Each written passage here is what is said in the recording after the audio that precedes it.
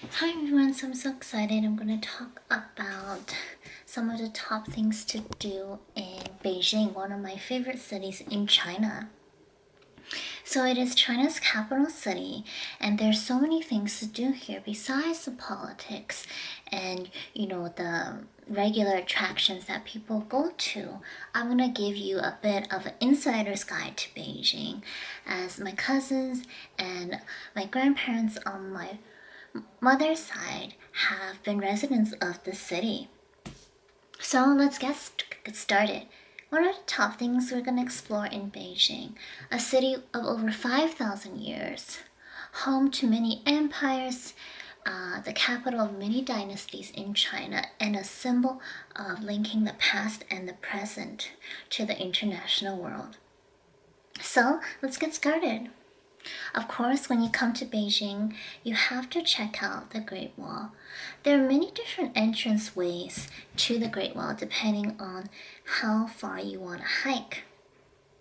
And of course, it's an hour's drive away from Beijing, and you can take a tour bus or you can take a taxi depending on where you want to go. So, the Great Wall, of course, was built in the 17th century and was later renovated over the different dynasties. But the part that we're most familiar with today is the part built in the Ming Dynasty, and is here to protect China's borders against outside invaders at that time, primarily the Mongolian invaders. But today it is one of the top attractions in the world, one of the eight wonders showcasing China's architectural strength to the world. And here there's even a roller coaster type slide, one of the newest attractions that you can explore during your trip to the Great Wall. And of course, what trip wouldn't be complete without heading to one of the biggest imperial palaces in the world, the Forbidden Palace. Here you will find many of the imperial palaces built from when the empire lived there in the Ming Dynasty. So you'll have chance to explore many of the different architectural Chinese styles to your liking. And when you're in this region, be sure to check out Tiananmen Square with the famous sculpture and the paintings of Mao Zedong. And also Beihai Gongyuan, Beihai Park, one of the oldest imperial parks and the districts in Beijing, home to the famous Sichai district. Here you will find the famous hutongs located near Beihai Park, where you'll find the mansions in the hutongs of the ancient rulers, such as Gong's mansion and different princes and princesses of ancient China. So if you want, you can do like I did, ride on a small bicycle touring that small district of Beijing, located near its central district of Beihai Gongyuan. But if you want to go to a more prominent imperial palace, you can head over to the Summer Palace here in Beijing, and it's here you're going to find its signature 17-hole canal.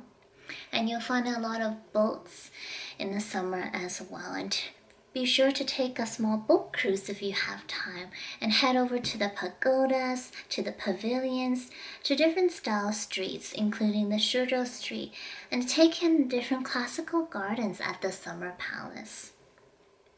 It's definitely one of the newer style palaces built in 1750, renovated over the years. It's one of Beijing's highlights for you to explore on a summer day. And if you guys have time, be sure to check out the legacy of the 2008 Beijing Olympics. Here you'll find the architectural remnants of the bird's nest, of the water cube, of so many of the works designed and developed for the Olympics that are still left today in the form of art and artwork. And if you want to explore Beijing's central business district, be sure to head over to the CCTV headquarters, where you'll be able to go onto the top floor and see some like a bird's eye panoramic view of the glass ceiling down below. So, of course, you guys came to Beijing because you wanted to see some of the local culture, and a lot of that culture is in its parks and its sculptures and its monuments, like I described before. Well, it's definitely in its food, in the famous Peking duck. So the famous Kaoya, if you will, is one of Beijing's specialties, and it's now internationally spread over around the world. But in Beijing, we have our local favorites, such as Dadong, Chuanjude is now in Vancouver, in Melbourne, in other areas that it's expanding to, but at the heart of, the North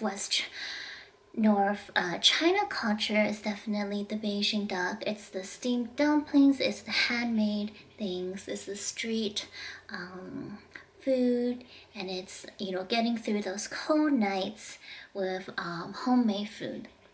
So although so much of Beijing's culture is in its politics, with the Great Wall protecting itself, with the Forbidden Palace catering to the elite, with the Summer Palace, and so on. There's so many parks and so many natural areas too, as well as amid the rapid industrialization that you see today. Beijing is a city that is trying to connect the past and the future, and it's definitely one of the most memorable cities you'll explore.